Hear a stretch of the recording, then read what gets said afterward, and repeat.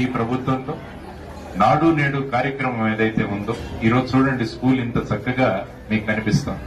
Even నేను చదువుకున్న school కూడా ఎంతో మార్పులు వచ్చాయి ఈరోజు. కాబట్టి అటువంటి కార్యక్రమాన్ని చేపడుతూ పిల్లలకు మంచి ఆహారం ఇస్తూ మధ్యాహ్నం భోజన పథకం గాని, ఆ తర్వాత ముఖ్యంగా రాగి జావా కూడా దాంట్లో ఇంక్లూడ్ చేయడం జరిగింది. ఇవన్నీ కూడా పోషక ఆహారాలు ఇవ్వడం అన్నది ప్రభుత్వం బాధ్యత.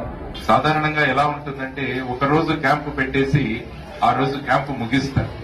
కానీ ఈ క్యాంపు యొక్క ముఖ్య ఉద్దేశం ఏంటంటే, సాధారణంగా క్యాంపుకు వాళ్ళని పిలుస్తారు, కానీ డాక్టర్లు మీ ఇళ్లకు వచ్చి ఆల్మోస్ట్ 9,000 మందిని పరిశీలించి అందులో ముఖ్యంగా ఏమున్నాయన్నది వాళ్లకు గుర్తించి ఈ రోజు ఇక్కడికి ఈ జగనన్న సురక్ష కార్యక్రమంలో మిమ్మల్ని పిలిచి తర్వాత వచ్చే 6 నెలలు మీకు ఫాలో అప్ చేసి మీకు ఏవైతే ఇబ్బందులున్నాయో వాటి నుంచి మిమ్మల్ని బయట